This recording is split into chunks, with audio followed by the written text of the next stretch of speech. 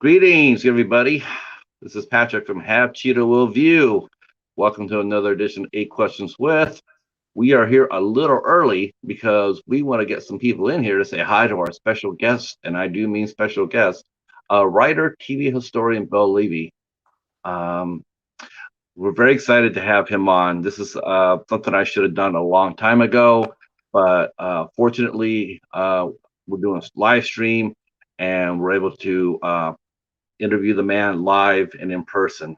Um, he is here. Uh, we will have him on at 8 o'clock. So, all right.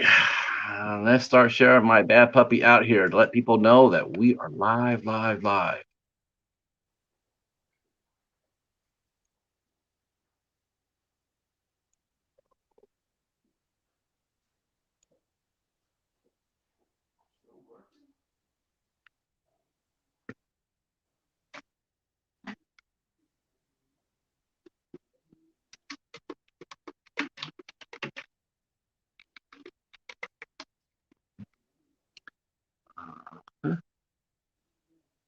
All right.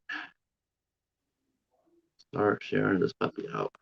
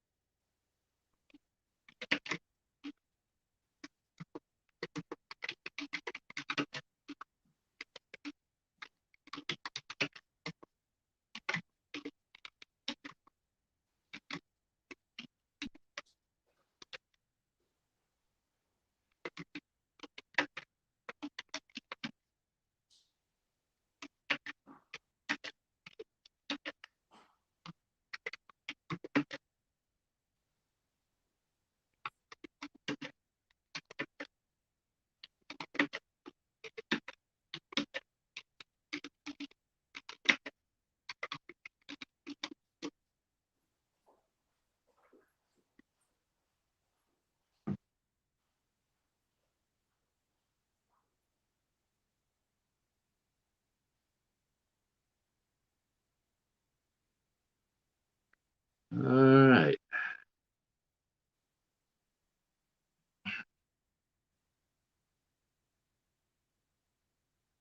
Do, do, do, do, do, do. Happy birthday, Vincent. Greetings, greetings. Yeah, I'm just gonna share us out.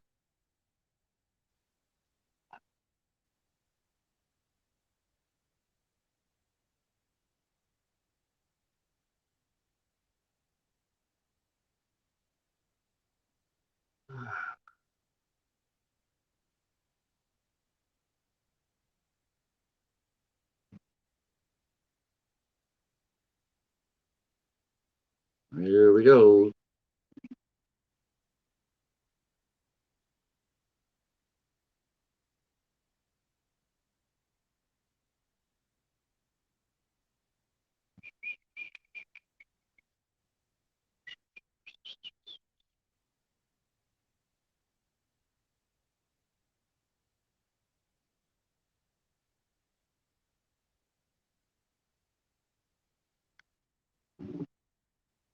Hey, Hobbs.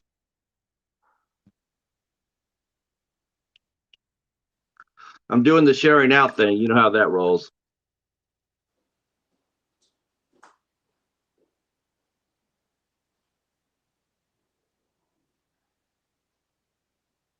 Do, do, do, do.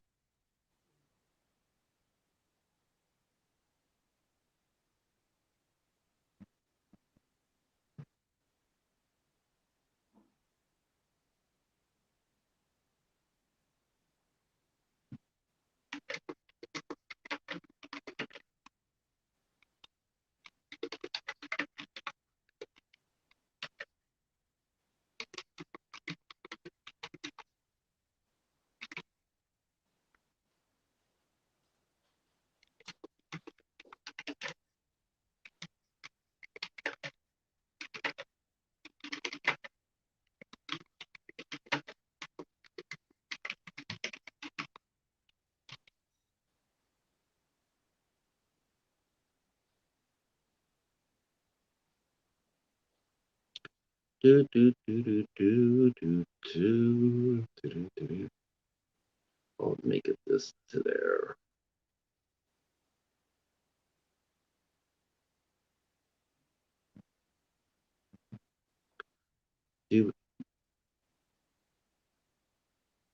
Okay. All right, we got people here. We have 5 people watching. All right, thanks so much. Come on in and say hello, folks. We will start the show in about 30 minutes or so, but you're more than welcome to come in early and talk among yourselves. Yeah, get your questions ready.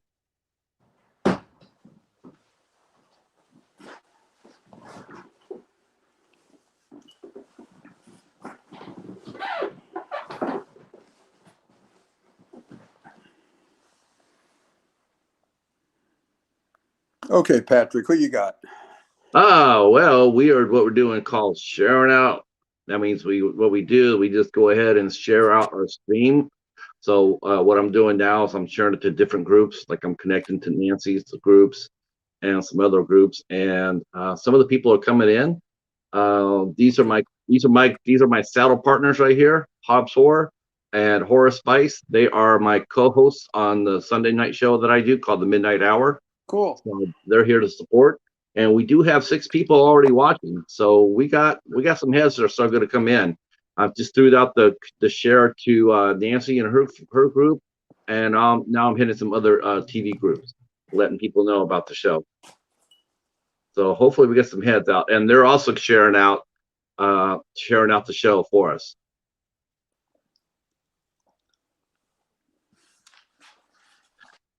I did share out one I haven't done before. I hope they don't get too mad at me, but oh well.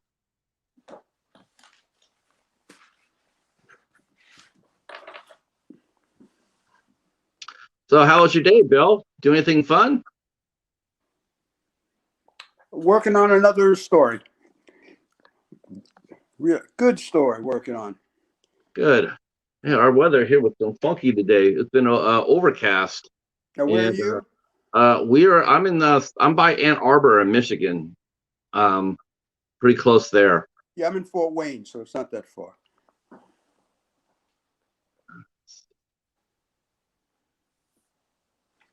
Lawman. Let's see. Lawman came with the sun. Yeah, there we go. All right, starting to see some of the people from the group starting to ping in there now. I'm starting to see them starting to show up. I mean, I see activity in the group. They're seeing my post. I know the group's a little older, so I'm not sure if hopefully that's why I put it out so early. So if they didn't know how to do YouTube, they had a whole week to learn. And like I told Janice, just because you sign on doesn't necessarily mean you have to stay. You can sign on, do the show, and then you can unsubscribe if you want to from the channel, from the website. I just know people want to participate.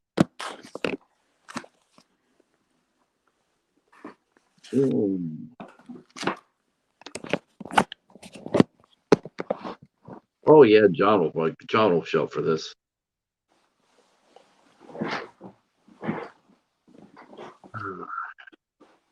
Yeah, one of my best guys on here. His name is John, and I found out that he loves westerns. I did not know that he loved westerns, but he digs them. He was pretty looking forward to this. I'm like, well, god damn, I like that.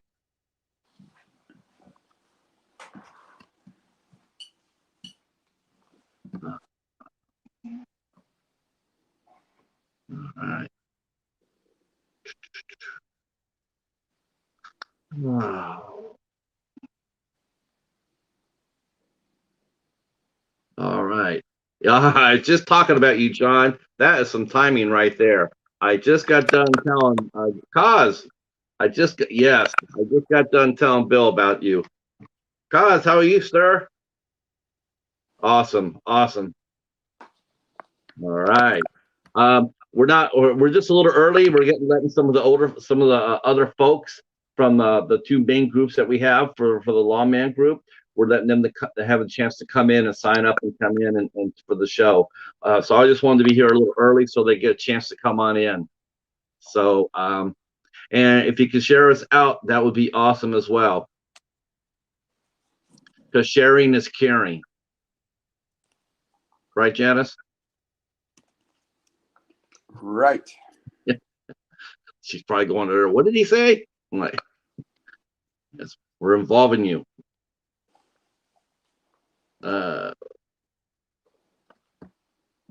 Let's see. I got some other stuff I can. Oh, let's see. Oh, yeah. Of course, a lot of my groups I'm sharing this out to, they're going to be like, wait a minute, he's showing a Western here. I thought we're doing horror movies. No, we do everything. We do everything. Broaden your mind, expand your mind.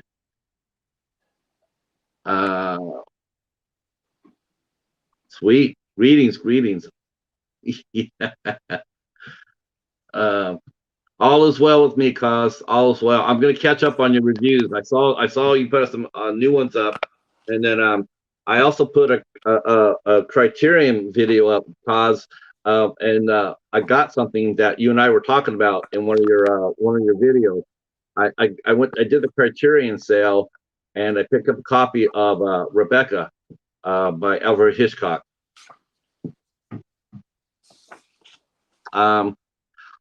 So the handsome gentleman that you're looking at, this is Bill Levy, and he was the one I've been telling you folks about that has written two excellent books. Lest we forget, the John Ford Stock Company and Lawman, the companion to the classic TV Western series. So, Hobbs says he's done for work. Time to tube. Yes, that's right. That's right. Oh man, I'm so glad you guys are all here. Okay, we're getting more and more people in. We got 9 people in. We got 5 thumbs up. Sweet. What are the names of the people? They're in the chat room right now. We have your Janice is here. We have Horace Spice, Hobbs Whore, Causes Wasting Money, Doomsday Crypt. That's who we got showing. That's who's showing. But we have more people than that. There's some people we call what we call lurking, is that they're here, but just they haven't posted anything, so we can't see them. But we're here. Once they say hello, then they'll show up in the chat. Does this YouTube interview have a number? So if somebody wants to watch it tomorrow?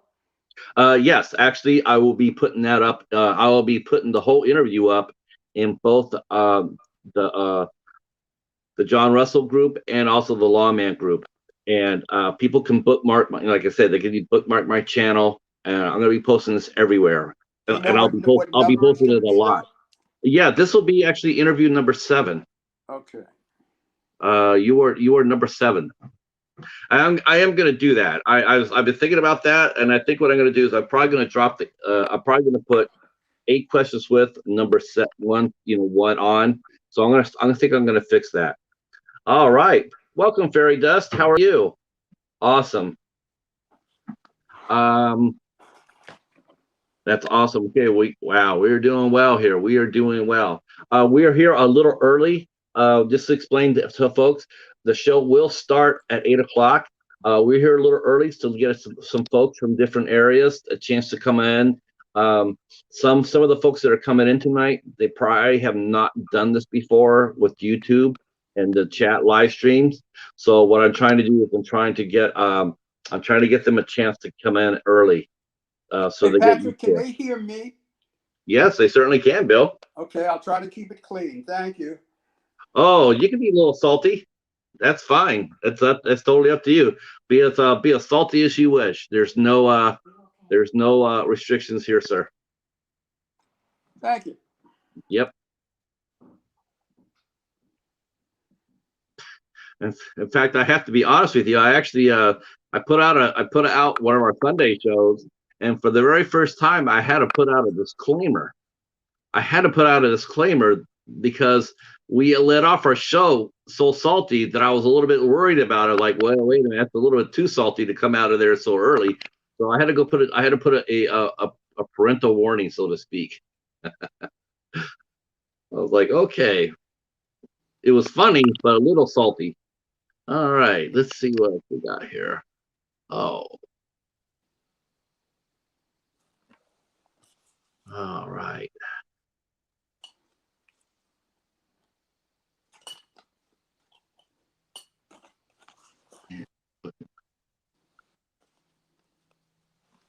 I'm shooting my bolt here because I'm putting this link up in many places I would never have done it before, and so you know, they don't like it. Well, that's fine. They can let me know about it. Uh,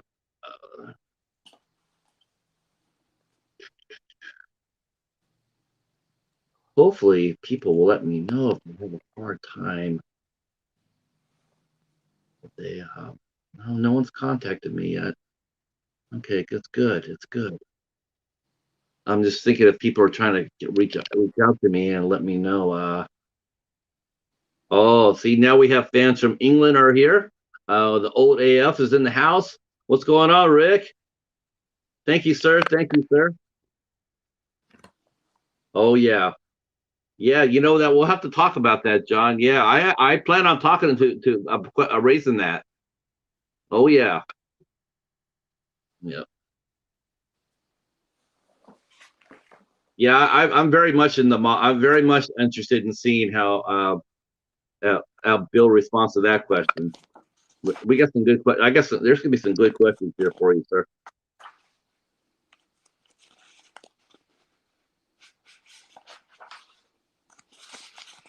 I'm continuing to share out a couple more minutes, and then we'll make some small talk.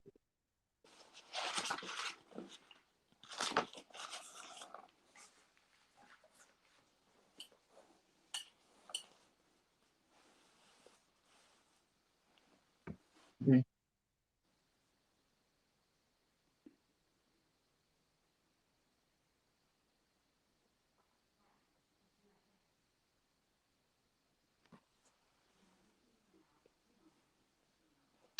Oh, yeah. All right. So hopefully everybody had a good day today.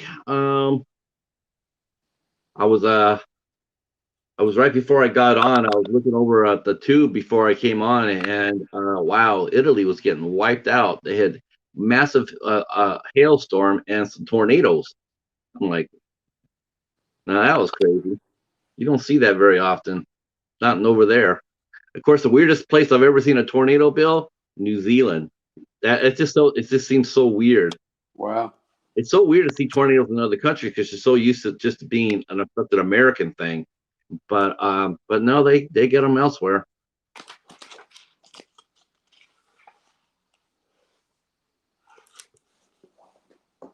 Oh, oh man, that's the worst. Ah, all right, keep going, keep Well, going. to any of my buddies out there, thanks for coming. Uh, yeah, some might actually show up dead at 8. I mean, that's a possibility. I mean, that would be awesome too. I mean, definitely. I just try to get a little early, so just in case there's some people that needed to figure out how to sign onto YouTube and whatnot, I wanted to give them a chance to do that and not miss anything from the show. You know, that's the reason why we went a little early. Um, Normally we would have started dead at 8, but yeah, I wanted to give a chance for people to get here early.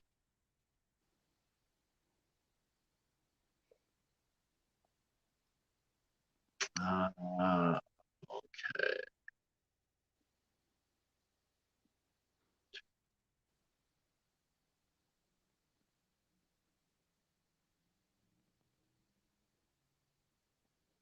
Oops. All right. I don't see anybody trying to ping me. That's the thing. I guess that's the one thing. All right. Yes, Dr. Impossible is here. Hey, Levy, Jason here. What's his Uh, name? Ask Jason what his code is. Dr. Oh, Impossible. Dr. Impossible. Let me tell you about Dr. Impossible. Dr. Impossible is the greatest salesman in the country. He can sell anything.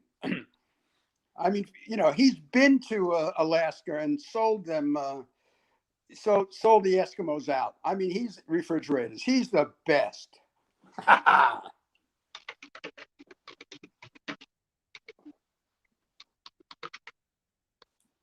Okay. I am telling him that you are singing out his praises.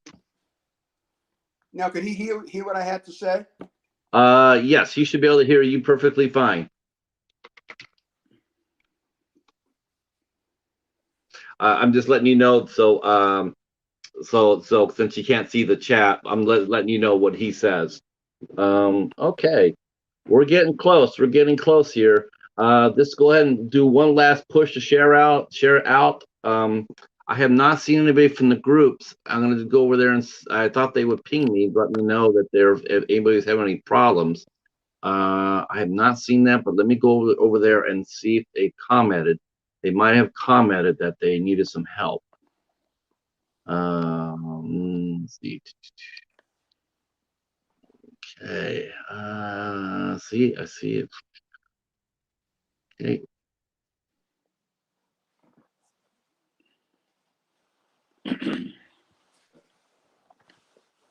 Yeah, see. Oh, hope she didn't put. Okay. Yep. Wow. Okay. Well, if I'm seeing this to be right, we're gonna have some people. Hey, Jason, let's do lunch.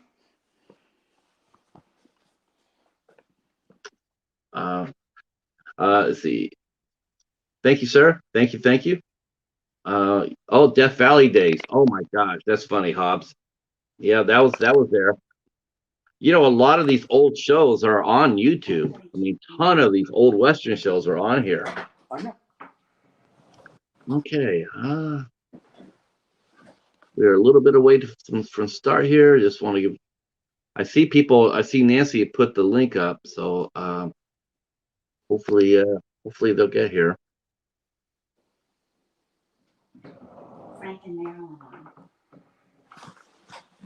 Wait, I just heard that Sir Francis Frito is on.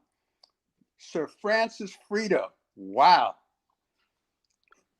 Let's see, Sir Francis. I don't know what his brand is, but Sir Francis, he and I wrote a movie script called The Battle of Adobe Walls together.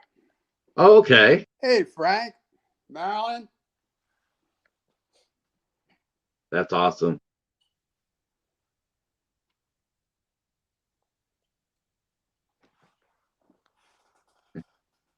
Hey, Frank, what mustache are you wearing? Frank wears different mustaches when he wants to be like an outlaw or a sheriff or a cattleman. He has different mustaches for each.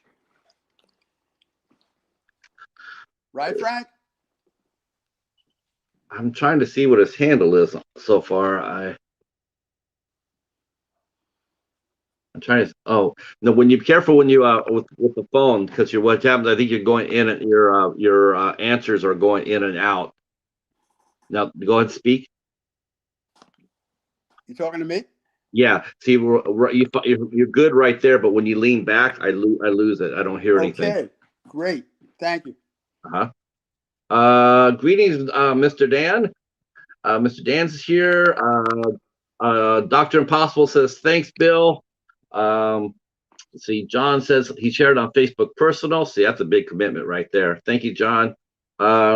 We have 13 in the house. 10 thumbs up. So that's good. That's excellent. And we will be getting the show going here. I hope I didn't. Okay. I hope I didn't confuse anybody but I haven't got anybody saying. No one said anything to me about them needing help. So course, Facebook being Facebook, I don't. Anybody else?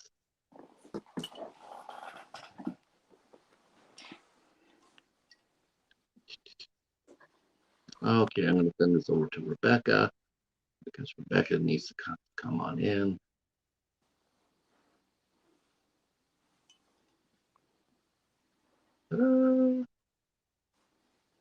Nothing like some hot coffee on the range. Oh.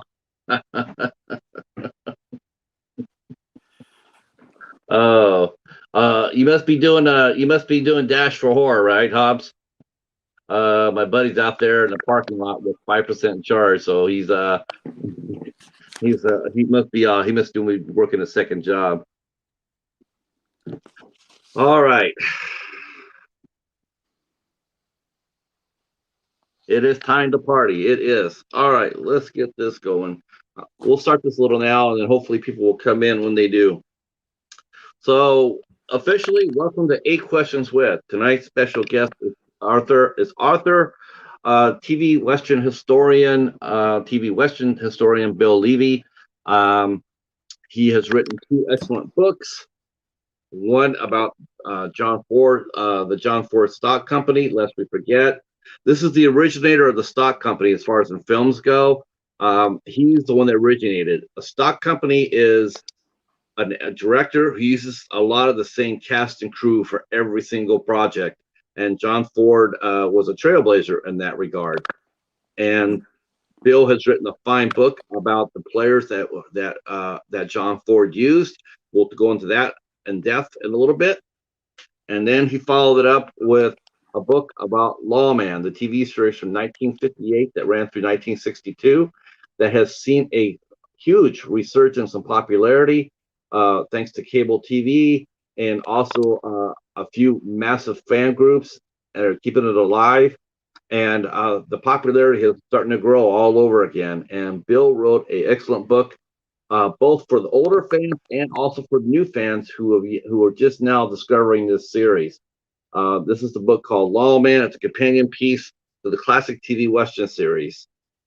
Bill, thank you for coming. You're welcome. So I guess we should need to just start real quick by how did you get involved in the Western?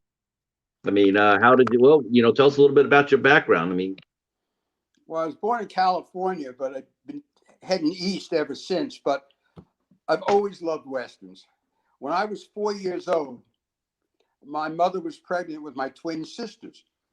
I have another sister, Julianne, and then she was pregnant, and she said to me at 4 years of age, "What do you want?" And I told her I wanted a brother and a horse. And ever since then, I tease the twins as to which one's the brother and which one's the horse. But I've always liked Westerns, going back to early TV with Hopalong Cassidy and Roy Rogers. And then in the 50s and early 60s, I mean, it was great. I mean, it was like so many different shows. I liked all the Warner Brother Westerns, but Lawman, there was something very special about it.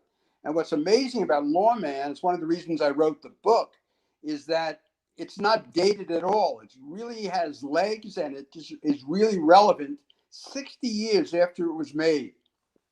Now, when I wrote the book, I was lucky enough to connect with Will Sugarfoot Hutchins.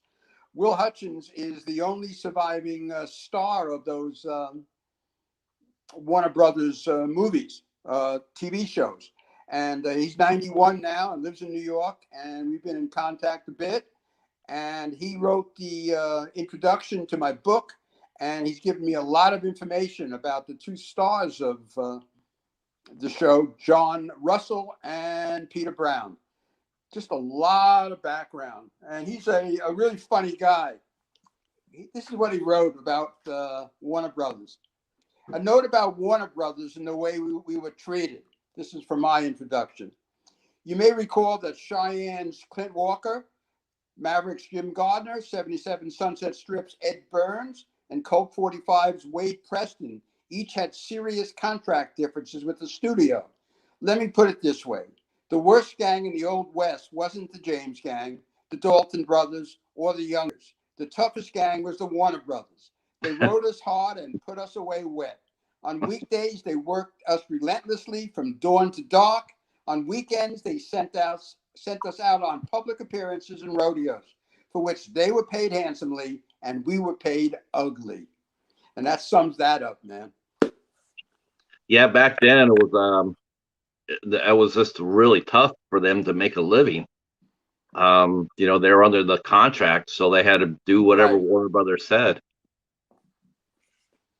So what did you watch as a youngster? I mean, what TV Well, shows as I did you said, Hopalong Cassidy and Hop- Roy Rogers, Gene Autry, and then into the your favorite show. Watched all of Have Gun Will Travel, and in fact, when I wrote my first book on John Ford, I spoke several times to Andrew McLaughlin, Victor McLaughlin's son, who directed quite a few of the episodes of Have Gun Will Travel. That's right. By the way, when I walk in the morning, I listen to old time radio. They have all these old radio shows, and they have literally hundreds of westerns. And I've listened to all of the Have Gun Will Travel. Now, that was not with Richard Boone. No. A character actor named John Daner, who has a great voice and was in a couple of the Lawman movies, Lawman shows, does a fantastic job on that. So old time radio, you can get the app for it. And I mean, they have Gun Will Travel with William Conrad doing the RNS routines, and just lots and lots of different Western shows. There's also adventure shows and comedies. But if you like Westerns, and I mean, there it is. There's no cost. You get the app and you're on. And the only price, you got to listen to some commercials from the 50s, but they're fun. Yeah, I found that out. It was funny when I poke around the old radio shows. I found Gunsmoke, and holy cow, that radio show it is so good. It is so much better than the TV series, in my opinion. It got dark, and William Conrad's performance is outstanding. I felt a little bad for it because the one thing that it suffered from was that it had a little stock company, but their stock company was really small. So you literally heard the same voices in every single episode. You're right. Listen, my buddy Mike is complaining about my hat. He wants my Davy Crockett hat. Okay, let's put it on. Davy Crockett hat says, "You may all go to hell. I'm going to Texas." Davy Crockett. That's awesome. Yep. Sorry, Mike. Cowboy hat's going back on. Yeah, I got to put the cowboy back on. So obviously you must have been, when you're watching those shows, those TV shows, like, well, who was your favorite stars growing up? And were your parents invested in the shows as much as you were? Like, did you and your dad sit there and watch the TV shows together and talk about it? Yeah, I can remember the whole family. I had 3 sisters, all 6 of us watching the $1 Million Movie and I can remember watching Red River. By the way, Red River is my favorite movie, my favorite Western, which is ironic since I wrote 2 books on John Ford, and Red River was done by Howard Hawks. Hawks. I can remember seeing Red River with my with my whole family. Always like that. And as I said, Hopalong Cassidy, Roy Rogers, Gene Autry, Annie Oakley, Sky King, the cowboy who was in a plane. There was just so many of them, and it's a great time to grow up. I'm just going to go check the chat here for a second. Nancy is here. Hi, Nancy. Greetings. Nancy Dale is here. Hi, Nancy. Hi, Spotless. Yes, cause we definitely gonna let Bill answer some questions for sure. Definitely. Thank you guys all for showing up for our special guest, Bill Levy. And we just started the show, so if you just got here, you have not missed very much. Thank you so much for being here and for your support. So did you have you watched a lot of the shows and everything else. Like when I grew up, the one I remember more than anybody else was, and my favorite star growing up as far as Westerns go, growing up was the Lone Ranger. I dressed like him for Halloween like 3 or 4 times. Was there when you and your friends played Cowboys and Indians? Was there any particular one cowboy you played? Well, I remember going to a rodeo in Madison Square Garden, and the highlight was shaking Roy Rogers' left hand. So after that, I mean, loved Roy Rogers, but I loved them all. I mean, they were just, it was a different time, and there was something special about Lawman, about John Russell as Dan Troop, and Peter Brown as Johnny McKay. Identified a lot with them, and those 4 years, it was great watching them. Watching that show. That was a special show. But I liked Maverick too, Cheyenne, Sugarfoot. Those Warner Brothers shows were really special.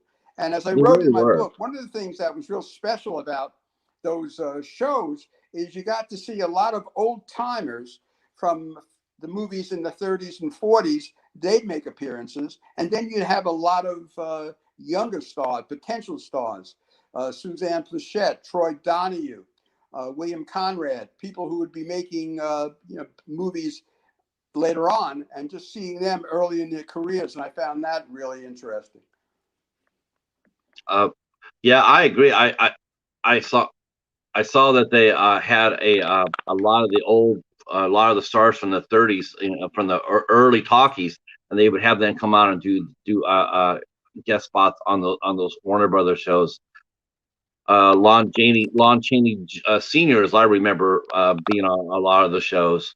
Right, and Lon Chaney Jr. was actually in a Lawman. By the way, I want to make a plug again for on Facebook. If you haven't joined, Nancy Dale has 2 sites. One is the Lawman site, and one is the John Russell site, and you can find it on Facebook.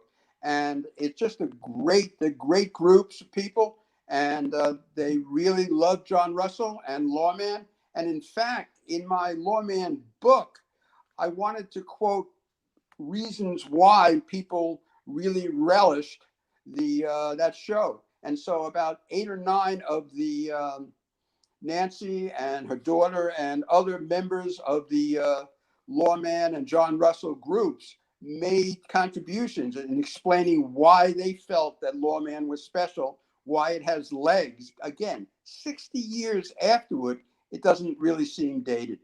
No, it doesn't. A lot of those shows like that are very much like that. Today's shows seem so much throwaway, but those old westerns, that you're right. A lot of those older shows, they're still just as vital today as they were back then. Bill is mentioning the 2 Facebook groups for the Lawman. There's one for John Russell, and like you said, one for Lawman. I'll be putting links to those groups down below. If you're on Facebook, you can go in the private groups, so you'll have to send an invite in and have to be approved. But it's a quick process. Okay, what was the first book you read? Because you're a writer, so obviously you must have a love for books. So what was the first book that you remember reading and really enjoying? I remember reading, my parents gave me these signature biographies of famous Americans.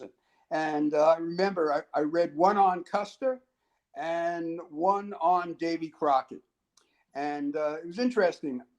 I loved Davy Crockett before Walt Disney discovered him. So in 1955, when the Davy Crockett craze came out, but I mean, I couldn't believe that my hero, but that no one really knew about, became so popular. And it was, in fact, that night, the night of the first show, it was on TV on the Walt Disney show. I had a Cub Scout meeting, and this was younger viewers. This was before you could VHS or you couldn't copy. So if you didn't see something, you were doomed. I remember in the 70s, I saw a Audie Murphy movie. I started watching a movie called Whispering Smith, and I loved it. And about halfway through, we lost electricity. And I didn't see the end of that show for another 10 years. This was before VHSs, before DVDs, before cable. And, we're so spoiled now with, immediate gratification. It used to be you see a face on the screen. I know that guy. I know that guy. I know that woman. But how are you going to find out? Now, you just go to Wikipedia and zap. There's that person. Amazing. So it's really good. I mean, yeah, I agree. Wikipedia is a great resource. But I don't know. But to me, I mean, that's what I loved about your books, Bill, is that to me it was the written. What I really liked about them tremendously, and I wish more people would write like this. Is that they're written enough? There's just enough information for old fans to say, I remember this. Yet it's not so wordy and thick and like 600 pages. It's enough for the new fans to get in there and go like, wow, it's a great launching point. They can look at the book and say, you know what, I can read up more about these people. I want to see the show. I can go look down the show. I could go look it up. There's just enough there to whet the appetite, and I appreciate that. And both as an old fan and for newer fans. I mean, I have seen companion books before, and they're like this big. And I don't want to introduce new people by saying, "Oh yeah, read this 800-page book." They're not going to do it. Well, thank you. Thank you. Give a nice glimpse. Yeah. Lawman is available. There's 4 DVDs out, so you can get to see them, which is great. My sister Marsha just told me to smile. Okay. Oh. And so it used to be that Lawman was on cable, on Encore. It's not on right now, but again, those DVDs are available. And John Ford's, when we talk about John Ford's stock company, most of his movies are available on Turner Classics and in your library. I've gotten just about all of his films in the library, and it's just great to be able to, again, how many years ago, Whispering Smith couldn't see the end for 10 years. Now we're so spoiled. You want to see something, you can see it. I'm going to go to the chat real quick. I want to say hi to Q, came on in. Michelle Hoyer, so happy to catch the interview live. Thank you so much for being here, Michelle. Nancy says that she loves your hat. Yes, your hat is very Nancy, very if you look closely, it says Sheriff Bill on top. Your friend Jason, Dr. Impossible. By the way, Michelle, that's my daughter. Hey, Michelle. Oh, that's awesome. Thank you so much for supporting the show.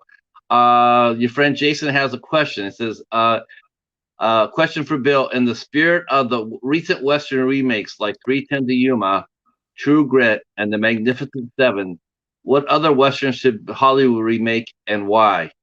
Well, we already know the answer to that, right, Bill?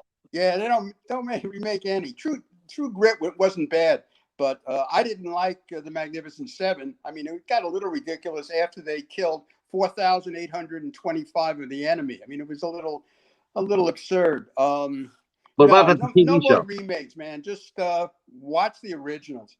What about the TV remake of The Magnificent Seven? Go back to 1960 and see. Oh Steve my God, McQueen I love the remake. Come on, man.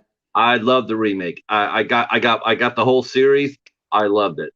But I'm with you though. I'm with you. Let's see. Yes. Cos, he meant Heroic Waffles says, Bill just read Lawman, a companion to the classic TV Western. He loved it. Thank you so much, man. Michael. Thank you. Yep. Thank you so much, Michael. Cos mentions old Westerns are great. Are there any new directors, actors, or movies that you like as far as the modern Western? But I want to come back to that question. Can we circle back to that one before we answer that? Before you go on, someone asked about modern Westerns. Longmire is a great series. Yeah. If you get a chance, Longmire is exceptional. Yeah, my dad loved that show. He used to talk about that show quite a bit. Let's see. Janet says, Marlene says, didn't you hang your Crockett tailed hat out the back of a station wagon on your trip out west? Well, so you put your Davy Crockett, your coonskin cap, you put it on the back of the station wagon Oh, that's so funny. Yeah, I got to get something. I think you triggered a good memory there. Oh my gosh, I can see that now. That was arranged, by the way, the folks in the chat. Well, Back in the days when, that Marlene is my sister. This is the original Ballad of Davy Crockett. but Best that was a Wonder is big thing. Davy Crockett. I have the lyrics to it right there. It's hanging in my office. The back in the day when the Pats were, and David Crockett was crazy popular. So was Daniel Boone back then, but Right, Davy Crockett and was Fess really Parker played popular. them both on TV, right? That's right, he did. And what people would do, they would take the caps, the coonskip caps, and they would put them on the cars.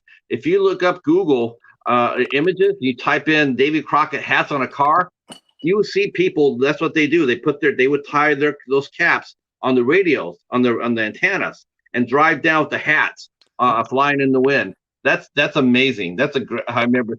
That's a funny memory. Good Um, times.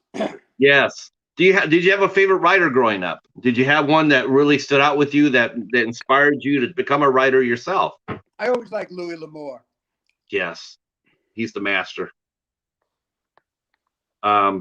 Yeah, that's all there is to say about that. Louis L'Amour, I mean, he's probably the best Western writer ever. I love his books too. I've read dozens of his books. And what I really loved about Louis L'Amour was the fact that he solved a lot of his heroes mostly used their hands more than he used a gun. I always thought he'd like to write more of a fist fight than a final fight, final He gun did. battle. He Yeah, wrote a bunch of adventure short stories, and but he was a boxer himself in his youth. Speaking about fistfights, I wrote a column for a New Jersey monthly for 20 years called 50 Plus, and I wrote a movie column for them. And I wrote about forgotten gems, movies that for one reason or another have been forgotten or overlooked, overshadowed. And there's a movie called Four Faces West. It's a Western with Joel McCrea. And what's unique about it, beautiful movie, is that there's no gunfights and no fist fights at all. It's a great movie. There's lots of action, but there's no gunfights and no fist fights. Four Wow. Faces West. Good movie to see. Now, did you just stick to westerns when you grew up? When you read, I mean, did you read any other genres when you grew up as a young boy? Here's my hero, baby. Does everyone know who that is? Can I see that? Yeah, I see it. Errol Flynn, ladies and gentlemen. Is that from the Seahawk? That's from the Seahawk. I'm impressed. It's not from Adventures of Robin Hood. In fact, my sister Marcia's son is named Errol. I wonder who he's named after. Yeah, I love swashbucklers too. And Okay. Flynn, Tyrone Power. Oh my gosh, yeah. See, so you see now, yeah, a lot of those, Young Burt Lancaster, Stuart Granger. Wonderful, wonderful movies. Definitely. Yeah. You can I'll actually find a lot of those old classics on Warner Archive. I will be putting the Warner Archive link down below too, so you can get some of these movies. All right, so let's get into it. Hey, before you go, I gotta know, is there a cowgirl named Diana watching? A cowgirl named Diana. Diana, if you're here, could you say something in the chat? Thank you. So let's talk about Lawman. Let's get into it. So how did Lawman come together? Good question. I don't want to read directly from the book, but that's what I really focused on. Is one of the elements of it is Lawman debuted on Sunday evening, October 5th, 1958 at 8:30 on ABC TV with one episode, The Deputy. 7 very different people, Jack L. Warner, William T. Orr, Jules Schmermer, Harry Whittington, John Russell, Peter Brown, and Peggy Castle created and or shaped this TV Western series that stood the test of time. You guys are going to have to read the book because it'll give you all the details as to why. But this book over here, Trouble Rides Tall, it's a novel that was written by Harry Whittington, and Lawman is based on it. And it's about a tough town tamer, a tough frontier marshal who is he was trying to follow his conscience and bring law and order to this town. And they use this as the basis for Lawman. So if you ever want to read what it's based on, Trouble Rides Tall by Harry Whittington. An excellent read and an excellent introduction to Lawman. The contributions of John Russell and Peter Brown really helped create this show. It made it very, very unique. And as I mentioned before, Warner Brothers had a lot of trouble with actors like James Garner leaving because there was all this contractual friction. But John Russell and Peter Brown stayed the course. And this guy, Jules Shermer, was the producer for almost every episode. So you had an enormous amount of continuity there that really makes it as strong an entry as it is. Marsha, I got to smile more. I'm sorry. Yeah, I agree with the continuity. I saw that with Have Gun Will Travel too. There was a lot of continuity there too, and made the show made a show really strong. Did they have the same actor for Hey Boy throughout the show? Right. They did. Yeah. Yeah. Yep. And then they brought in Hey Girl, and then she stayed after they brought back Hey Boy. But they had the same continuity. They tried to bring back some returning guests. I mean, they did that with the Lawman too, with Owen O'Reilly, which was played by Joel Grey. And Joel Grey, it's funny because a friend of mine on here, he was watching Dirty Dancing last night, which starred Joel's daughter Jennifer. So sort of like a Kevin Bacon type of thing, 6 Degrees. But they brought in Lawman brought in both a lot of weight, but they had some humor too. I mean, a lot more than Do you think the humor helped the show? Do you think I guess people you couldn't do a serious 30 minutes every show, right? Right. In fact, the 3 episodes with Joel Grey were really funny. There was one when he got dressed up as sort of a pygmy lawman, and you could just see John Russell trying to keep a straight face. Especially the second year when Peggy Castle joined the troupe, and she added not only beauty and romance, but she added a lot of humor. And yeah, it had humor, but again, it was only a half an hour, which was a strength. Actually, 26 minutes. Actually, that's hard to believe that only 4 minutes were commercials. Yeah. I mean, now you see an hour show, and the show itself is 35 minutes. Mm-hmm. So, but they really, what they did with it is they didn't get lost with the humor. It was there, but basically they went from A to B to C. The marshal or his deputy had to face a dilemma. There were some problems along the way, but by the end of the show, it was solved, and it was a very enjoyable experience. It really was. I don't know if you guys remember an actress from the 50s. Her name is Roberta Shore. I don't know if you can see this picture. She was in Father Knows Best, and she was in a bunch of different shows. She made a couple of episodes in one episode in Lawman, and she was like the romantic interest with Joel Grey, and she enjoyed hanging out with him because she was taller than him. She also said Peter Brown was very self-assured. He looked great in his tight jeans, and said Joel Grey was very nice and just slightly taller than me. The book also includes some recollections from about 9 or 10 alumni of Lawman. I was able to connect with them and interview them, and it was really interesting hearing their memories of Lawman, again, 60 years later. I mean, so is that because the show was your favorite growing up? Is that what inspired you to write about Lawman? I mean, that was the show that you were impacted by the most. Well, yes, and the fact was that I always go for underdogs.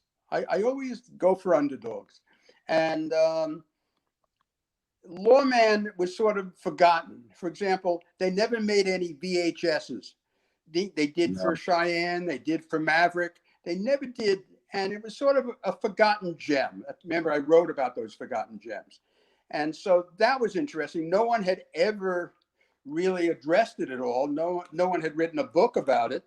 But when I started researching it, I realized that a lot of people really thought it was special. And so I contacted, both those books are written, published by Manor Media. And the publisher, Ben Omot, I contacted him and he said, go for it. And in fact, he did for both those books, and very, very supportive. And there we go.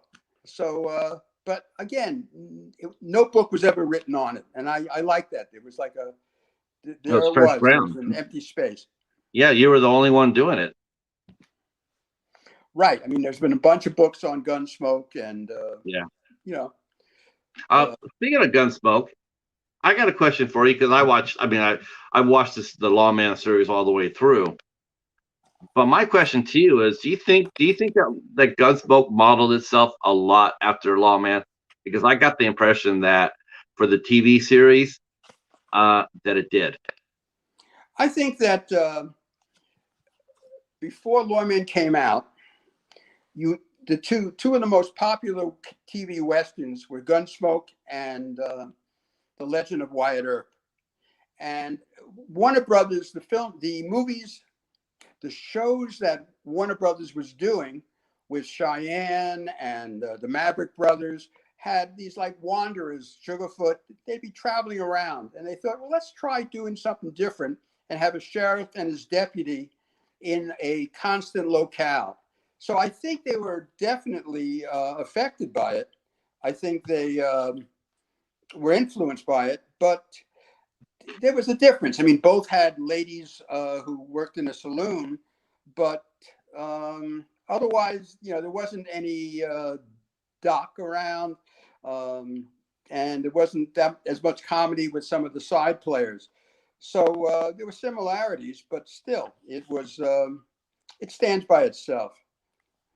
Yeah, I just thought the relationship between like in the first season, in your opinion, I mean, they tried two different actresses for Correct. the love interest. Why didn't either one of those two actresses stick?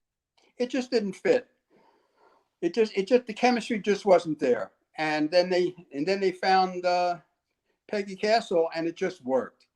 So it was just wonderful. And after that, it just really added to it. A trivia note that I have in my miscellaneous column. In 1949, two young actors did a screen test for 20th Century Fox, reading scenes from Dinner at 8. The handsome 28-year-old actor was John Russell. The pretty 21-year-old actress was Peggy Castle. They didn't work together again until Lawman 10 years later in 1959. Wow. So I thought that was interesting. I mean, do you think in your opinion, I mean, obviously the show was strongly written.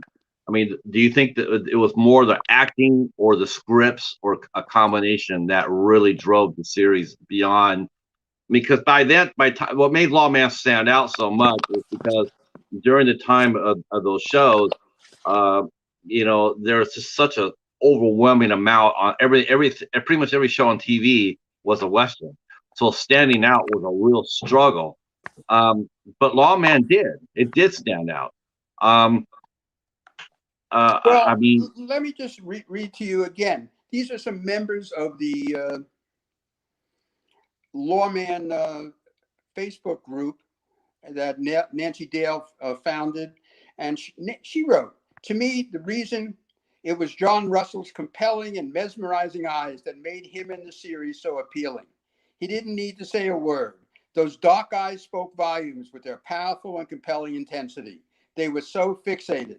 They never blinked or flinched. Russell's Marshal Dan Troop never blinked or flinched. So, I mean, he had a lot to do with it. When somebody asked Peter Brown, why do you think the show's so successful? He said, John Russell, John Russell, John Russell. So, and Russell said, Lawman was a pure Western that employed standard weapons rather than gold-headed canes or tricked-up rifles. Its stories began with A, proceeded straight to B, and stopped neatly at C without any fussy complications. I thought that sums it up. Yeah, a lot of you're right. It's a really sort of a backhanded slap a little bit in that comment, because it was true. It did seem like every Western show at that time, instead of relying on strong lead and excellent storytelling, they started doing gimmicks. Yes. Like Wanted Dead or Alive, or Shotgun Slave, Bat Masterson. Right. Right. They all had the rifleman. They all had to have a gimmick that so sometimes to overcome the less than stellar writing or the tired writing, because a lot of the plots got and this happened to Lawman too. Some of the same plots for these shows were reworked and rewritten that had been on other shows. So well, that's true. That's true. But I mean, there were 156 episodes, and they kept them fresh. And if you get hold of some of these scripts and watch them, I mean, they're black and white, but they're not dated at all. And as I wrote in the book, some of the problems and situations that were addressed were very relevant. During its 4-year run, Lawman proved itself one of the best adult westerns by addressing complex and controversial topics like post-traumatic stress disorder, the dangers of using the media to find romance, domestic violence, alienated youth, the use of psychology to promote fear, the dangers of modern weaponry and hostage taking, prejudice, and discrimination. So a lot of the same problems that are being experienced today were addressed by Lawman 60 years ago. What are some of like what's 3 or 4 of the most outstanding episodes that really that make you like, if you see it on TV, you're gonna watch it? That's a tough one. The Deputy, the first one, is pretty cool because the villains in it are played by some of the 2 classic villains in Western history, the Lee Van Cleft and Jack Elam. And then you throw in kooky Eddie Burns was the 3rd brother. So that the Deputy is a really good one to start. There's so many. I'm not going to even choose. See them all, man. See them all. I have to admit, Ed Byrne. Wow, I had no idea that guy could act so well. Yeah, he made 2 of the Lawman, and he was excellent in both of them. Both of them. The Lawman series was the early. If you guys can get a chance to go back and go back and find these older series, which you can do through the Warner Brother archives. It's amazing going back and see how many faces, well-known faces, that are just cutting their teeth on shows like Lawman. I mean, Warner Brothers used those shows as basically a minor league. It was like them cutting their teeth, working with veteran actors, with good writers, and then a lot of times those same actors either got their own show or they got promoted to do films. Definitely.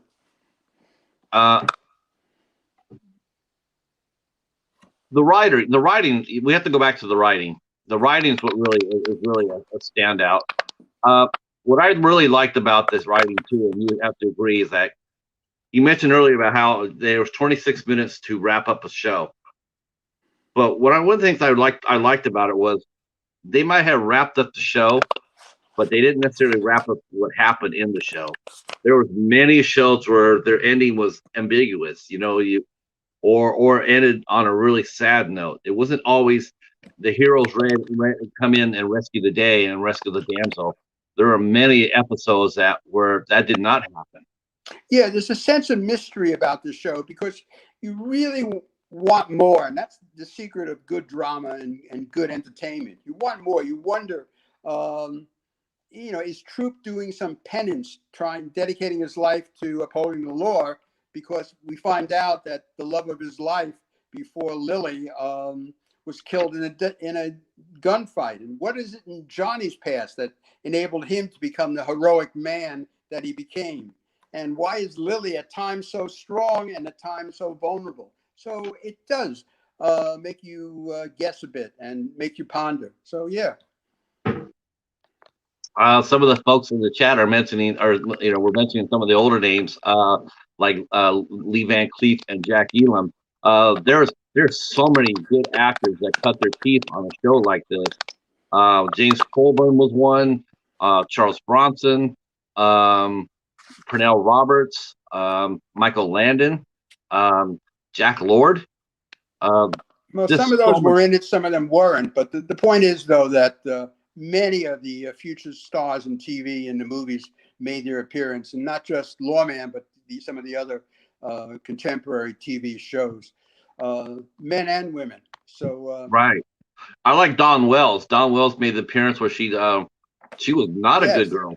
She was actually a rather a calculating vixen in her episode, and it was such a. I never seen her play a role like that before. Right. Now the show went on for 4 years, and what happened in the 4th season that sort of changed the show over a little bit? Well, ABC wanted to start showing movies on that slot, so they sort of you could hear the death rattle because they moved them to like 10:30 to 11 o'clock at night on a Sunday night, and that was pretty much it. But again, 58 to 62. By then, the TV had been oversaturated with westerns, and I think Warner Brothers was starting to think of moving elsewhere. So it was a matter of time. They had 4 years. They had 4 great years. They could have gone on more, but it was beyond them. So that was it. Now, I remember the 4th year, though, that Warner Brothers had come up to the producers, to Jules Schumer, and had asked them to tone down the violence. Whereas the first 3 years, when Marshall Dan Troop or Johnny McKay drew on somebody, they were pretty much putting them down. But in the 4th season, we saw a lot less of that and a lot more, shoulder wounds and whatnot. Right. Yeah, I don't know if that's true. I mean, there was a lot of shooting, but I think Troop consistently fought in self-defense, shot in self-defense, and Johnny learned from him. I didn't think it was an extremely violent show. No. I think the focus was more on being a lawman, trying to uphold what is right, even though at times it's in shades of gray. But yes, there was a movement against violence, against all Westerns, that helped to bring on its demise. Yeah. One thing I liked a lot about the show was sometimes the recurring theme was, what really got me about the show was they got Dan Troop was such a strong, virile character. He was a man. He was incorruptible. He stood by his principles. And John Russell did all this. Dan Troop was John Russell. I don't think people always say John Wayne was playing John Wayne. I dare say that John Russell was probably doing a lot of John Russell. I got the sense that this is who he was as a man outside. This is John Russell, the human being. I think he brought a lot of that to Dan Troop, and it's impressive. And the one thing that used to kill me was sometimes during the plot, sometimes during the stories, that the townspeople who voted him in, that hired him, they would turn around and always question his judgment. And that must have been, really, it was sort of hard to watch sometimes. No, it came down to money. I mean, if he was too tough on the cowboys coming into town, and townskeepers, there was one show where they tried to assassinate him, the merchants, because they felt he was being too strict with the cowboys. What happens, and it's true of the book I told you about, the book it's based on, Trouble Rides Tall, with Harry Whittington, that Lawman is based on. For those of you who came in late, he is taking on the merchants who want to get rid of him. He has really created a peaceful town, and now they sort of are overlooking the chance that chaos can continue again. So it's a very difficult, lonely type of profession, and the insurance companies aren't going to want to insure you for very long. No kidding. The one thing too that Lawman did really well too was the fact that they brought in the deputy. I mean, a lot of the times it was just the sheriff or the marshal. There was no deputy, but Lawman was different in the fact that it portrayed a deputy. I thought that really helped the show. Yeah, I agree. Nancy mentions that John Russell played a swashbuckler. He was in an earlier show. He played many different roles in the movies before. Played villains a lot, but this was the role of his life, just like it was the role of his career for both Peter Brown and Peggy Castle. Now, what did John Russell have to do? He did something when he took the role of Dan Troop. What did he have to do? Yeah, he put like a white streak in his hair, made his hair a little lighter, trying to age himself so that he looked more like a veteran. He thought more like a veteran marshal than he initiated with. I thought he was fine either way. Peter Brown, hair at times would get lighter because he might have been making a movie, a beach movie or something.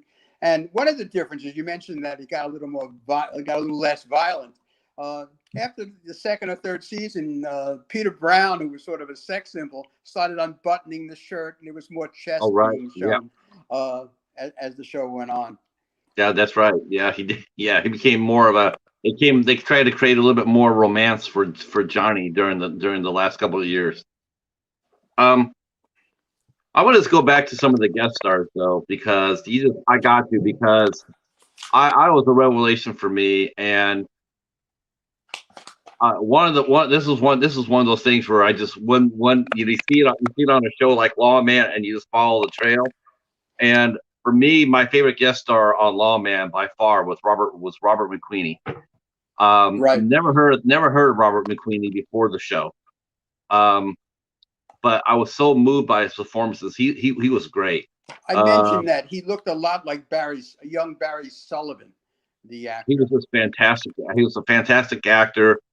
One episode, I can't remember the name of it, but he played such a tragic character.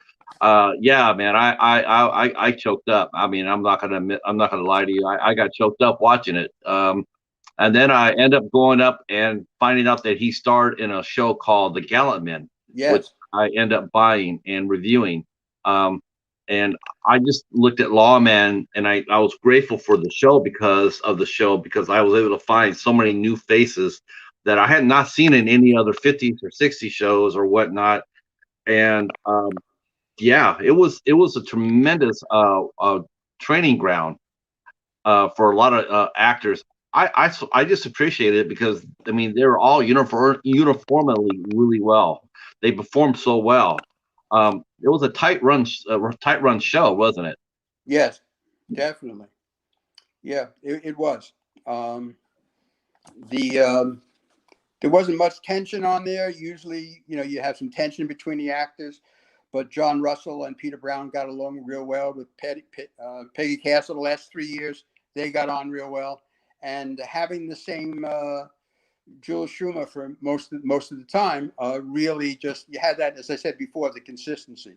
Another thing going for it, and going for many Westerns, such as your Have Gun Will Travel, was the theme, the musical theme.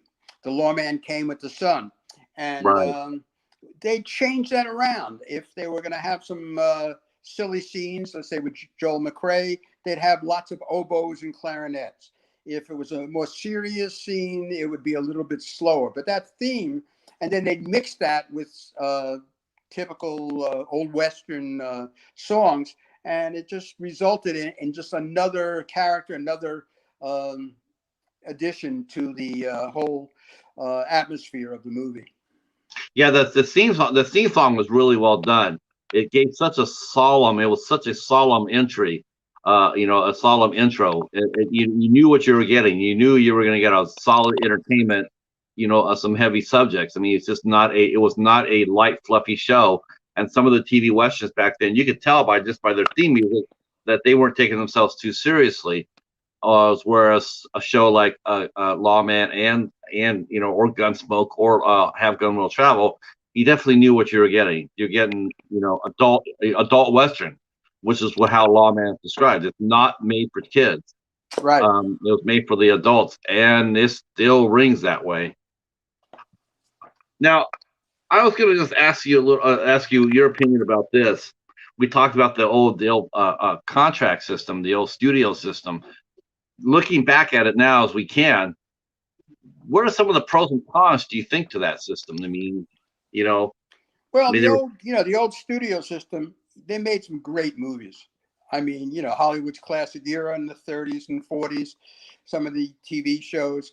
But what happened, the actors were like slaves. I mean, you come out there and you sign a 7-year contract, and suddenly, and it's interesting, 2 women are the ones who really took on those contracts, and that was Betty Davis and Olivia de Havilland, who challenged it in court and eventually won. I mean, what would happen is you get suspended. They'd give you lousy vehicles, lousy movies to be in, but eventually, by the mid 50s, they were able to beat that out.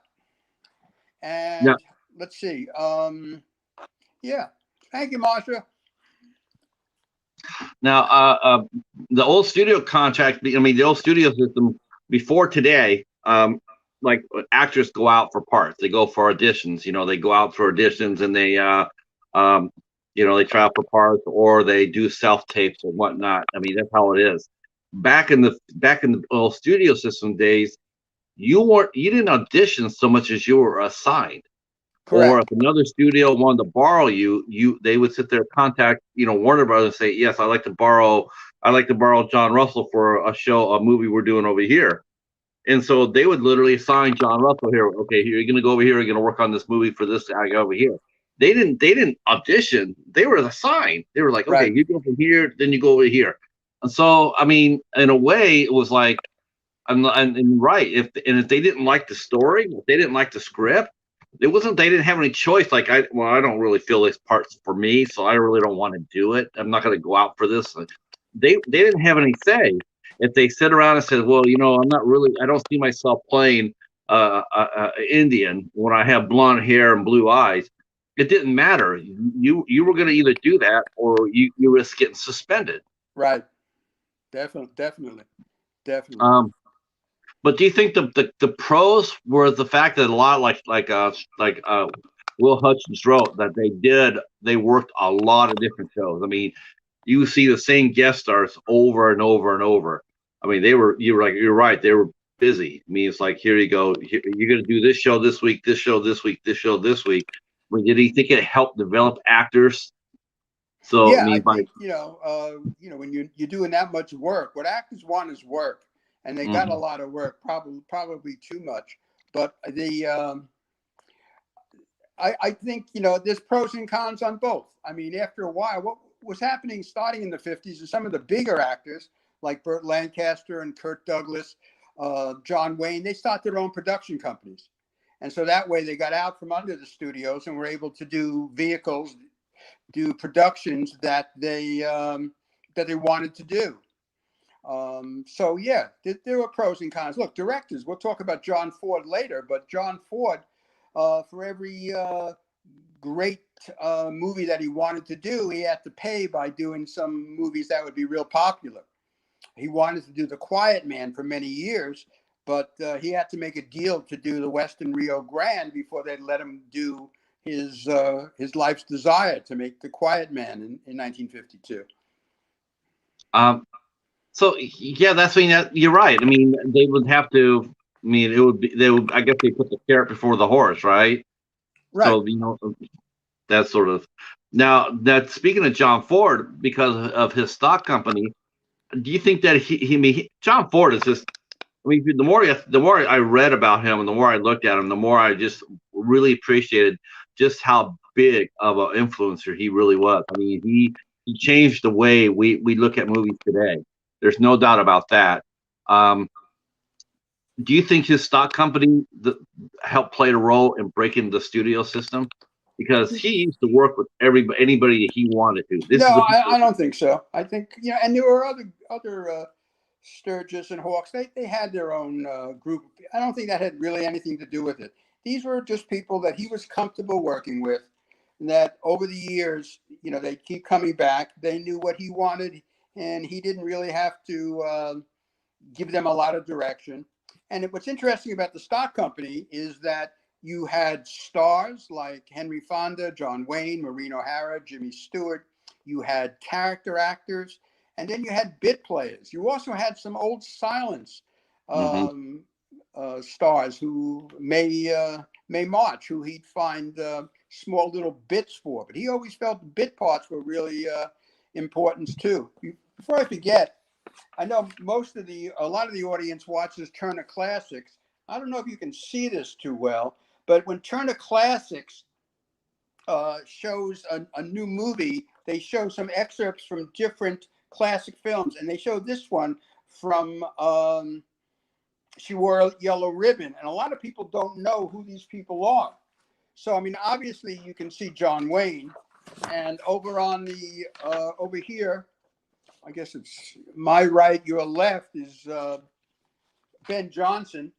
But then you have Ben Johnson, John Wayne, somebody named Bill Gettinger, Chuck Hayward, and then Frank McGrath. Now, Frank McGrath, if you notice over here, holding the bugle right over there.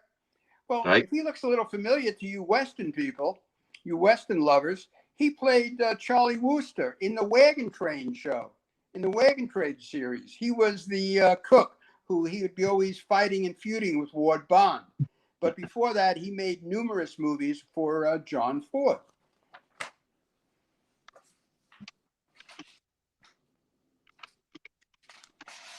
That's a great picture. He's the guy. Frank McGrath sort of looks like he's sort of like looks sort of like Larry Storch in F Troop in that picture. Yeah, if you ever watch any of the John Ford's trilogy, Cavalry trilogy, he's usually he has the bugle, and he's right behind John Wayne, and he's always trying to. He has his horse standing up and his horse doing this and that. He's sort of trying to grab the camera away from John Wayne a bit, sort of like in the Magnificent Seven, where if you've ever seen the Magnificent Seven, the original one in 1960, Steve McQueen is always fiddling with his hat, trying to get the camera. Every time Yul Brynner talks, he starts fiddling with his hat here and there, trying to get the camera away. And finally, Yul Brynner just, said, "Enough, no more." Yeah, they got into a fist fight on that show. Yep. Yeah, that's funny. I remember reading the story with Robert Fuller, who said he came on to do the show, and he walked in there. Yul Brynner was sitting there, and the first question Yul Brynner asked Robert Fuller was, "Do you like to drink?"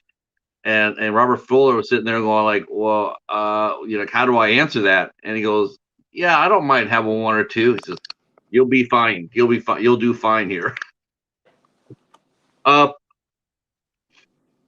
Now let's talk a little bit of John Ford, because like you just mentioned the trilogy. That's probably one of the finest Western, those three, the trilogy that ever was made.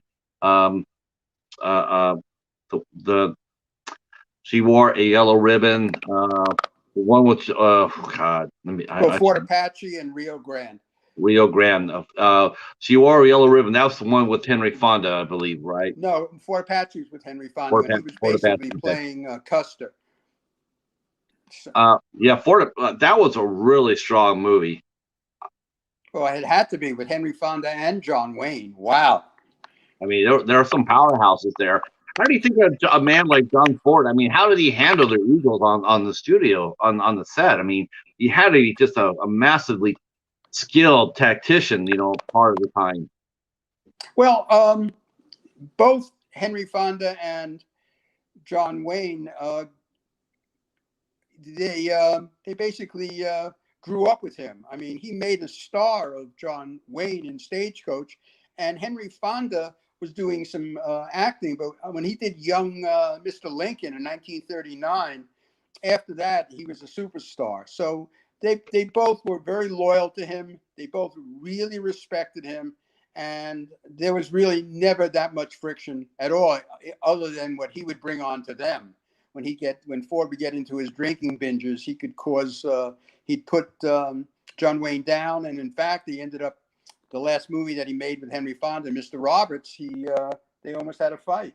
So he was, Ford was an interesting guy. He was always trying to hide his sensitivity, so he put up a big front.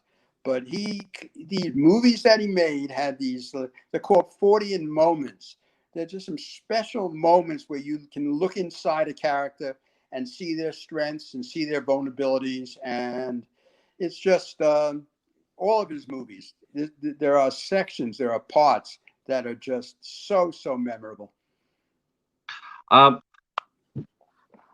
Besides the Calvary trilogy, how when did he start his stock company? I shouldn't say that's a really bad. Let me scratch that. When did he actually start the idea of a stock company? And he got the idea from his brother.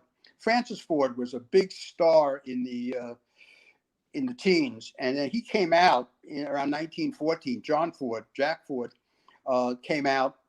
His name wasn't even Ford then, but he came out and worked for his brother for 3 years. And one of the things Francis Ford had is he had a stock company, and he liked that idea, and that's how he started it. So when he started making his own movies in 1917, with one of the stars at the time, Harry Carey, nothing to do with the Chicago Cubs, No.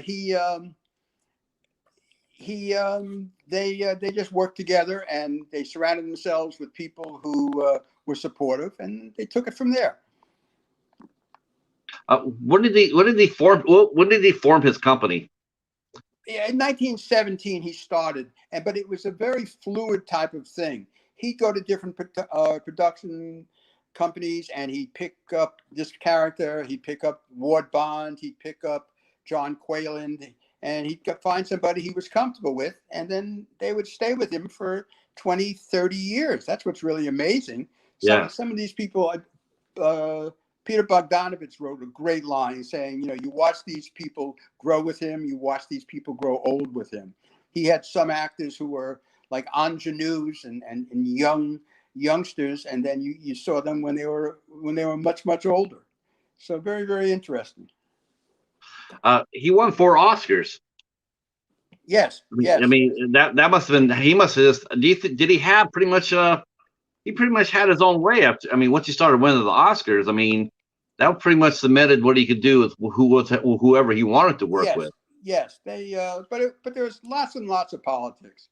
He preferred to do Westerns as he got older in Monument Valley, just to get away and not have to deal with the politics. One of the classic Ford stories is some producer came out and was complaining about something, and so John Ford just took the script and ripped out 15 pages, threw them at the guy, and said, "Okay, we're fine," because he was complaining. Producer was complaining they're behind schedule, so he just ripped up 15 pages. "Okay, how's that? Let's go. We're going back to work."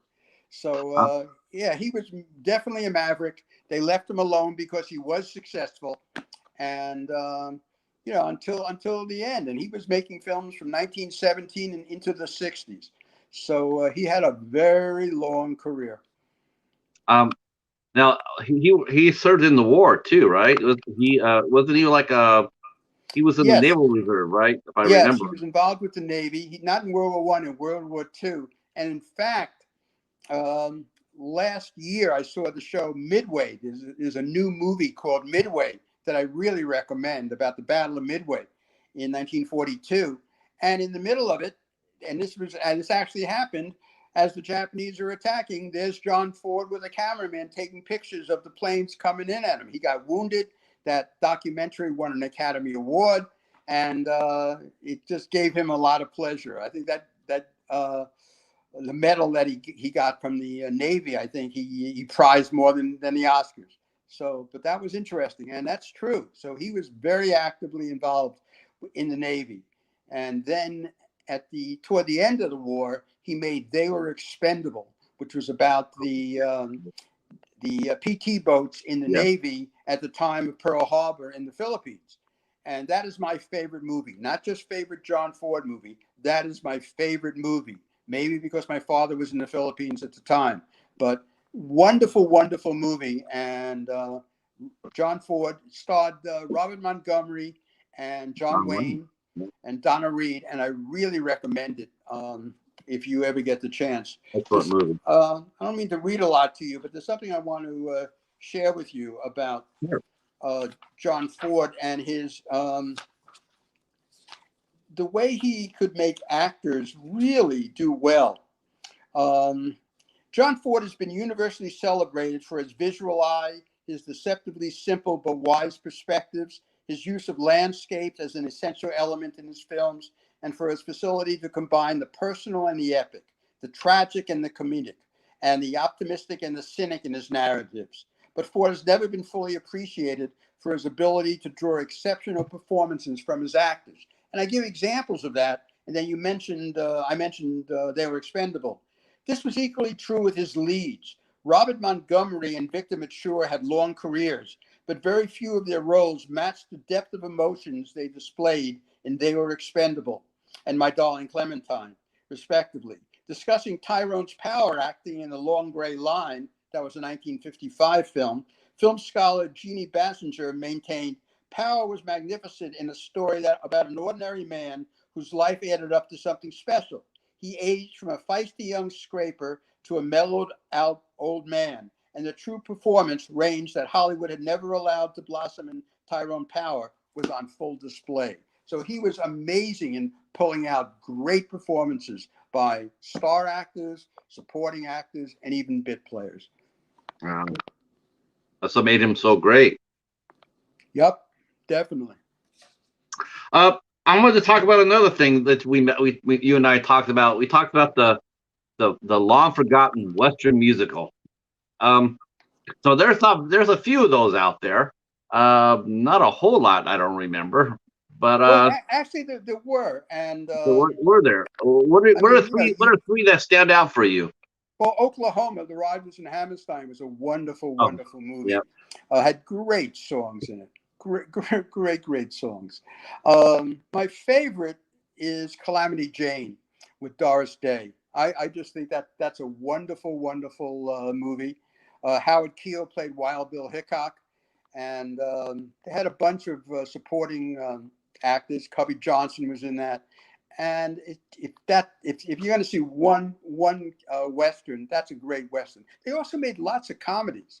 It seemed like every one of the comedy troupes would give it a try. I mean, Abbott and Costello, the Marx Brothers, the whole crew. I think it's like, I think about some of those older era actors like Howard Keel, like he did Showboat. He had a wonderful voice. He did a Western in '66 called The War Wagon with Kirk Douglas and John Wayne. That has one of my favorite lines. Two guys are coming against Kirk Douglas and John Wayne. One of them was a young kid named Bruce Dern, played the part. And so the two bad guys go for the guns, and so does John Wayne and Kirk Douglas, and they shoot them both. And Kirk Douglas says, mine fell first, and Wayne immediately goes back. Mine was taller. So you just have a feeling that was probably some improv going on right there. By the way, Howard Keel was in. You asked about a third Western musical, Seven Brides for Seven Brothers. I was going to mention that. Wonderful, wonderful movie. Great dancing scenes, and that was another great Western. But as I was saying before, so many comedies. Everyone. Bob Hope had Paleface and Son of Paleface. Dean Martin and Jerry Lewis had one. I mean, you name it. I'm sure the Three Stooges had one. Let's see. Oh yeah. Laurel and Hardy made one. So everybody had an opportunity to do have some fun out west. How well? I mean, speaking of comedy, I mean, a lot of people consider Blazing Saddles to be the funniest Western comedy. Definitely the most slapsticky, that's for sure. Definitely. Um, No, that was great. James Garner's with the Support Your Local Sheriff was a very, very funny movie.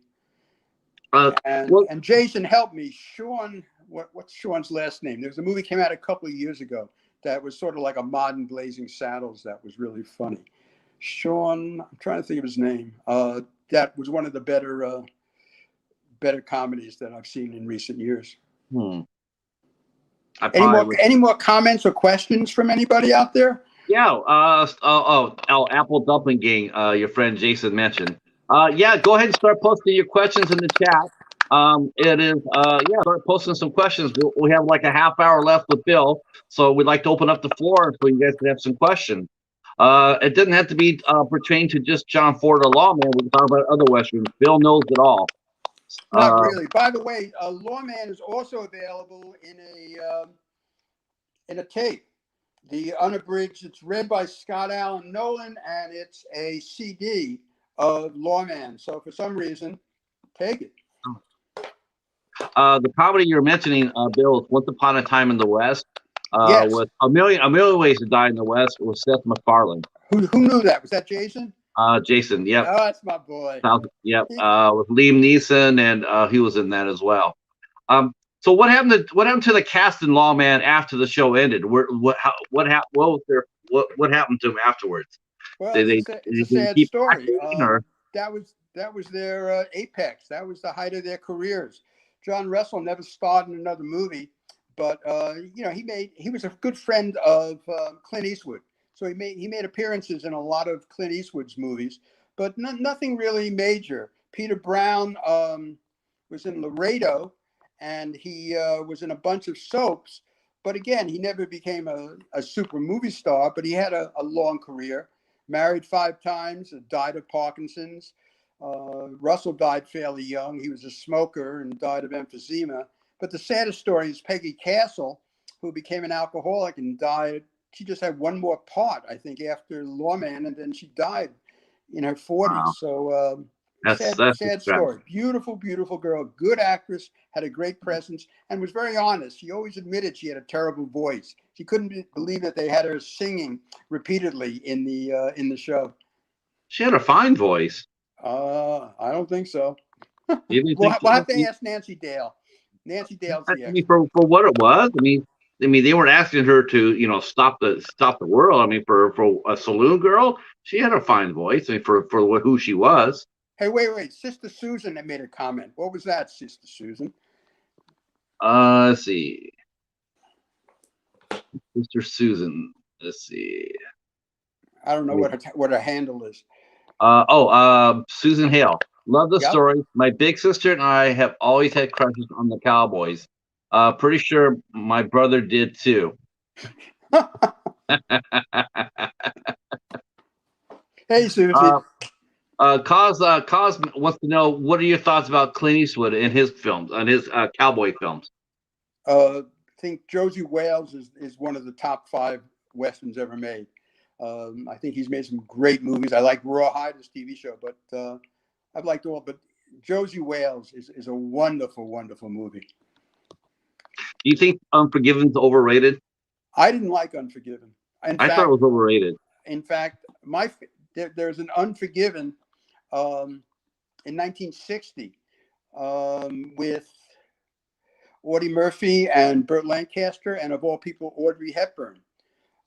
That is a wonderful, wonderful movie to see. I didn't like The Unforgiven. I was disappointed. And I've seen everywhere. Anytime there's a Western, I mean, I've seen Young Guns 1, 2, and 9. So,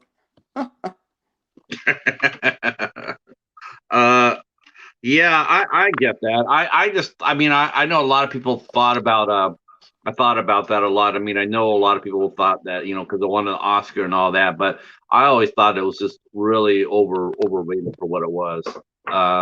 I've seen several westerns that were better than that. But why do you think? I don't mean to interrupt. I want to share this with you. I don't know if you can see this. It's called The Gathering, the most unique picture ever taken of the West, 1886. Can you guys see that okay? Okay, let's see. Anyway, My stepdaughter Heather gave this to me when she was out west, and I checked with the publisher of Cowboys and Indians, and it's a fake. Supposedly it's Wyatt Earp and Butch Cassidy and Judge Roy Bean, but it's just a bunch of dudes hanging out. But they sell these to tourists all over the West, and it's like it's bogus. Just really funny. Oh my gosh! It's like that one picture they sell of James Dean, Elvis Presley, and Marilyn Monroe at a diner having a hamburger. Right. Josie Wells is being played on Netflix. So why do you think after Gunsmoke left the air, no Western TV shows really ever connected after Gunsmoke? Yeah, I think the country was changing. It was becoming more urban. I think cop shows you could get your violence from them, and I think there was more sensitivity about the Native Americans, and that's you brought up something I was just going to ask you about. By the way, in Lawman, he was very Dan Troop was very protective and sensitive about the Native Americans and any minorities who were being who were facing prejudice, and that's one of the wonderful things about him. Yeah, I love that part about the show. I mean, do you think a lot of that had to do? A lot of the sensitivity toward that is because many of the writers at the time were Jewish, and they were writing based on their experiences at World War II and their own. I think that's a good point. Jules Sherman, definitely. So who's your favorite screenwriter? I mean, what Western is like the best written? Now you mentioned Josie Wales. Was that because Josie Wales was a better written or was it better acted? Was it was that one? What made because there's a balance. I mean, there was a lot of consistency in that because Clint Eastwood was deeply involved with it. So I think that that helped a lot. We got a big question here. I think it's going to open up a can of worms here, but we're going to get into it. Susan says, "Why didn't you like Forgiven, Levy?" Use the last name. Yeah. It just missed with me. It just missed with me. I guess I didn't like what happened to Richard Harris. I always liked Richard Harris, and after Gene Hackman, beat the snot out of him, I just wasn't happy with that. But I just didn't think it was as great a Western as everyone maintained it was. They have tried though to bring the Western back on TV many times, but I've noticed that they seems to do well when they make movies. Like I think the longest, like they've done like TNT and TBS did a lot of the Louis L'Amour movies. And some of those were great. Yes, with, Sam Elliott and Tom Selleck. Yeah, and Selleck. They made a couple of movies that were great. Mm-hmm. And then Elliott made Coninger, Conagher, based on the novel, which is in my top 10 of movies of all times. I think it's a wonderful movie. Really recommend it. It was with Catherine Ross, his real life wife, and it's a wonderful movie. It's a beautiful movie. And at the very end of it, if you stick around, it has a dedication to. There's a scene similar to the end of The Searchers, which is with somebody holding their arm and looking just like the end of John Ford's one of his masterpieces. But is the Searcher? I mean, you mentioned Red River being your favorite Western, but do you think The Searchers is the best Western ever made? I mean. No, I think Red River is the best Western ever made. Because I have favorites, but I mean, I'll acknowledge that there's a movie better made. Like I love Lawman, but I mean, I have to acknowledge that Have Gun Will Travel was a better made series. Right. Well, Andrew McLaughlin, as I told you, that I've spoke to several times. He was deeply involved with that, and that was a fine show. And Richard Boone was great. He was an actor. He wasn't a pretty boy. He didn't have a lot of special guns and all. My shotgun says that there's my Janice says there's other comments coming on. Yes. We got some right here. Well, we already asked that one. Mr. Dan's mentioning he'd rather watch Josie Wales. Jason says Deadwood was really good. Now, I did Yes, not see Deadwood, so I cannot comment on that. that Um, movie was excellent. was it excellent? Yes. Okay. I love Ian McShane. Ian McShane is a badass. Let's see, and your lovely Janice writes, what do you feel about the combo of sci-fi and the Western? I don't. Oh well, I you got to mean, see Serenity though. Um, the that uh, series with yeah, Firefly. Yeah, Firefly.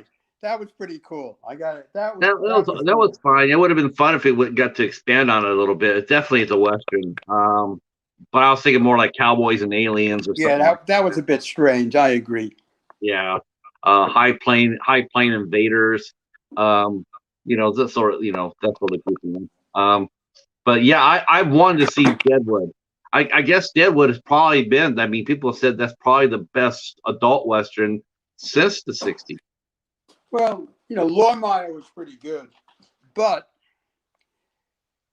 boys and girls, the weird Western to see is The Terror of Tiny Town. The Terror of Tiny Town. It's the world's only Western featuring an all midget cast.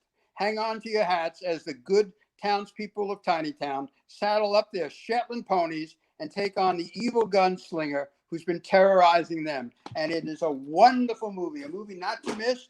And especially when the good guy goes right underneath the saloon rolling doors to have his gunfight. The Terror of Tiny Town. Now, I got another question for you as a Western fan. We mentioned earlier too. Like I noticed this, and I asked this with somebody. I noticed that there's a lack of like before, like it was a staple during the Cavalry trilogy, right? Or they're the Cavalry and the Native Americans. They would always meet up and fight. Always Cowboys and Indians. Cowboys and Indians. But it seems like as we got into the late '70s and the '80s, all of a sudden I started noticing that we don't see that anymore in our Western. Now it's always they're facing off against an evil sheriff, a land baron, outlaws, but you don't see any more. You don't really see any more cowboys and Indians. I mean, we saw a little bit of that during Dances with Wolves, but some of the like Shelton films that were made on TBS or whatnot, uh, you don't see that conflict anymore. Do you think that's a case of sensitivity, or is it more of a political correctness? I mean, can a Western be a real Western without by eliminating some of the aspects that made a Western a Western? Well, I think one of the best Westerns, even though it was an Eastern in the last 30 years, was Last of the Mohegans. And that featured Wes Stukey as a real villain. And, you had the Chingachgook and, you had the good guys. But, Awesome movie. that's a Awesome great movie. movie. The Great Last movie. of the Mohegans. Love that movie. That movie is that's one of my very favorites. That's one of my like top 100 films ever. That's right there. Love that movie. Yeah, Frank likes it too, right, Frank? Yes. Yes. And Uh, anything else from the audience? yeah. Go ahead and keep the questions coming, folks. Keep it clean, Susan. You guys can get salty in the chat. That's all right. This is a adult interview. So if you want to get a little salty, that's all right. We're down with that. Hi, Rebecca. Thank you for coming. Yes. You have any other questions? You have questions about Lawman, uh, uh, John Russell, uh, John Russell, Peter Brown and Peggy Castle.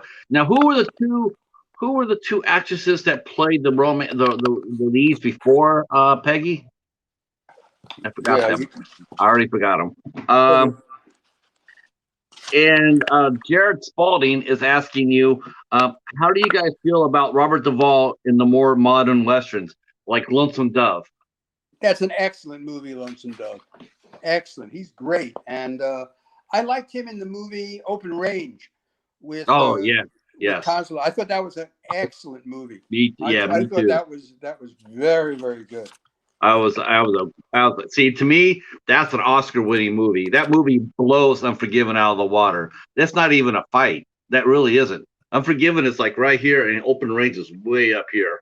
Right. To answer your question, Beck Nelson was the first potential love of John Russell, and Barbara Lang was the second. But the chemistry wasn't there for either of them.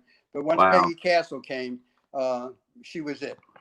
Dr. Impossible says he loves Open Range too. Open Range is an amazing movie. Violent as Hell too. That was a really. What did you thoughts about like some of the other takes like on Tombstone? I love Tombstone. On one hand, I love it for what it is, but I always felt it was so stylized. You know, it's a little bit too polished. Well, I thought that both, Tombstone and Hollywood has a history of making twins, making movies on the same topic at the same time. It has a long history of doing that. And I thought, Wyatt Earp came out at the same time, Costner's movie. I thought that both actors who played Doc Holliday were fantastic. Both were really great. The 70s, you mentioned before that, after the late 50s and 60s, Western sort of died out a bit. But in the 70s, there were some unbelievable movies that came out. And some of it have been like what I call forgotten gems. Burt Reynolds made a movie, The Man Who Loved Cat Dancing. The Man Who Loved Cat Dancing, about 73. About a bandit who falls in love with an Indian girl who's I believe she's the daughter of Jay Silverheels. And that's another movie that is just has legs and is really, really good if you ever get an opportunity to see that one. Any more questions out there? Come on, guys. Yeah, come on. We're talking Westerns. So if you have any questions about Westerns, kick down. We want to hear you. Anyone out there from the western town of Hopatcong? That's what I want to know. Speak up. I think, now that the first Western movie that I saw, modern Western movie, because before I was just watching the tail end of Gunsmoke. But I do remember the one Western movie that I saw after Gunsmoke went off the air. It happened to be John Wayne's last movie, and that was To Shoot Us. Yes. Which is actually my favorite John Wayne movie. I thought he gave his best performance in that movie, and Lauren Bacall was in that, and that was probably to me that was like close to chapter on the 70s movies. Yes, that's a good point. That's a good point. John Wayne was he pretty much kept them all alive. Opinion. Okay, this is a legitimate question. Opinion on Brokeback Mountain. Good movie. Good movie. That is, it's a good movie because you can't sit there and deny that there wasn't some sort of relationship between men back then. It wasn't spoken of, but it happened. There were men on the range that probably were lonesome or whatnot. It happened. So yeah. We talk about Westerns, and usually you think of the period, west of the Mississippi between 1865 and 1900. But and people will debate it, but I think Drums Along the Mohawk and Northwest Passage and Last of the Mohegans that takes place in the 1700s, are Westerns. And then you have the whole modern Western, Urban Cowboy. And where do you draw the line?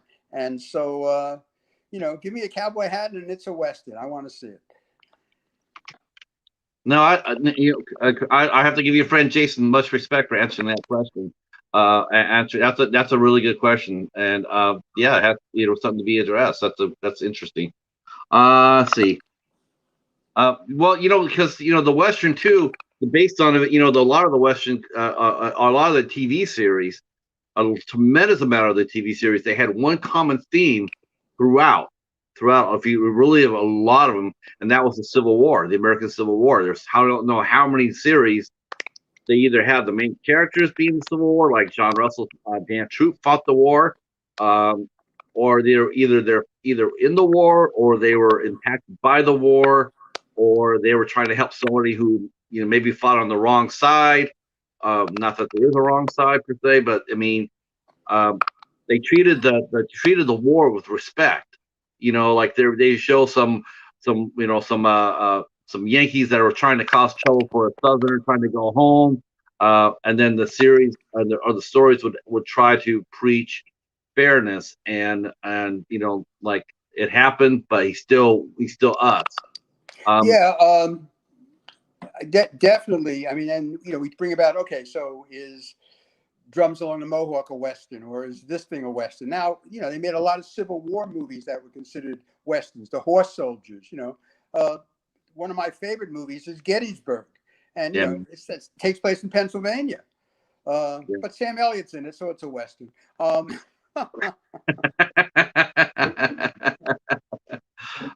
Yeah, I love that movie too, Bill. That's what I've actually been to Gettysburg. I walked up that It's a field.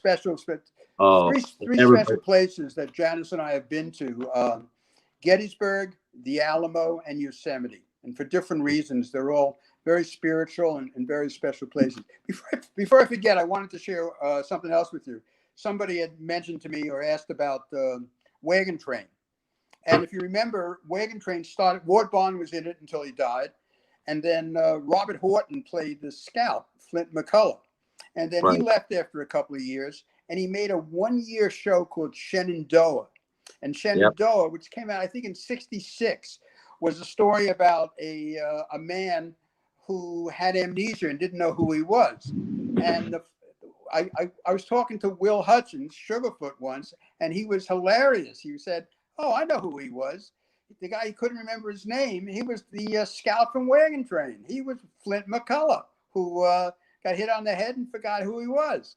And it just fit. And so that was a interesting perspective on that one. That was a great series. I actually reviewed that one as well. And then they try to remake that. They try to remake that in the '90s, and they call it The Lazarus Man with Robert Urich. It was the same premise. Yeah. No, I didn't know all of that. By the way, in case people have come on late,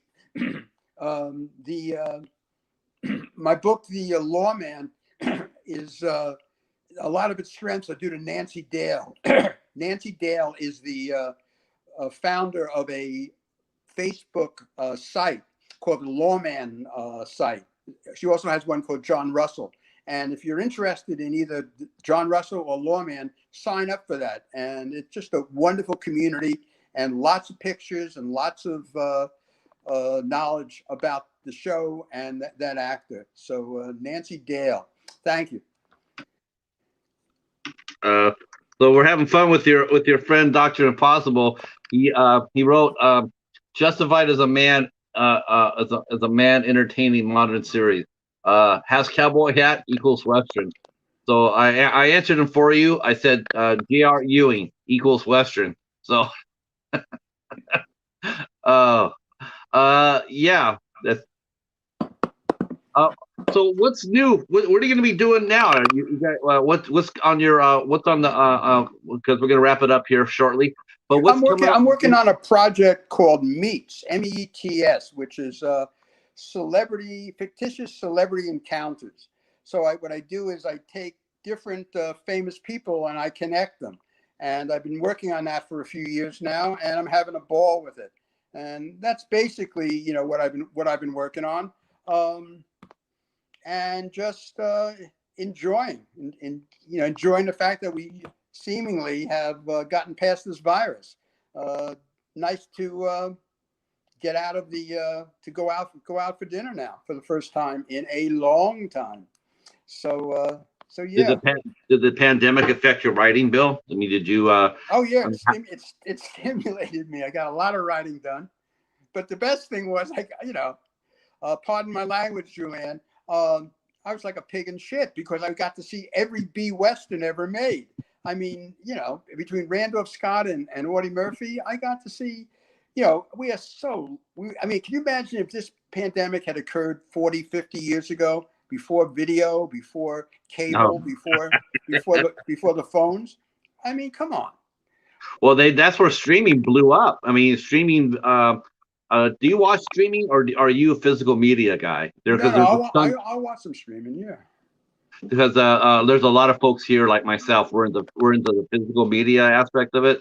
So I was just wondering, are you into streaming or the physical media? Yes. Where do we find your books? Yeah, Bear Manor Media, right? Yes. I will be putting those down in the description below after we get done with our interview. I will put all the descriptions to Bill's socials, his Instagram, Bear Manor Publishing, um, and I'll put both the Facebook groups on there. If you're on Facebook, you can go and click on both groups, but one of the moderators will have to approve you. So if you don't see yourself getting in, or if it says a private group, just hit the invite anyway and just wait for a few, because they'll come get you. There's over 2,700 people between the John Russell group and the Lawman group. 2,700, and it is very active. It is really keeping up. It really blew up Lawman. I discovered it because I reviewed all 4 seasons of Lawman for my blog, and they were very kind enough to let me publish my reviews in there. And thank you again, Nancy, you're a princess. And that's how I met Bill. I met Bill through the Lawman group. Hey, Patrick, I want to thank you for hosting this. I want to thank everybody who came on today, even Jason. I don't know about Susie, but anyway, really, thanks everyone who came in. Marsha, thank you for the directions. And hey, this was really fun. Thanks a lot. Yes, yes, thank you so much. One last question before we go. Let's see. Where can we find your publishings? Do you have a website, personal website as well, Bill? Yeah, you can find that. My website is www.billlevyshares.com. I'll put that as well. Thank All you right, very folks. much. Thank you so much for coming out, and we will be back here next Tuesday as we meet our good friend Michael Ferguson, character actor Michael Ferguson. He will be here, and he will be regaling us with more fun stories. Thank you again, everybody, for showing up and supporting us. I appreciate it. And Bye-bye, guys. yep. All right, we're out of here. Peace.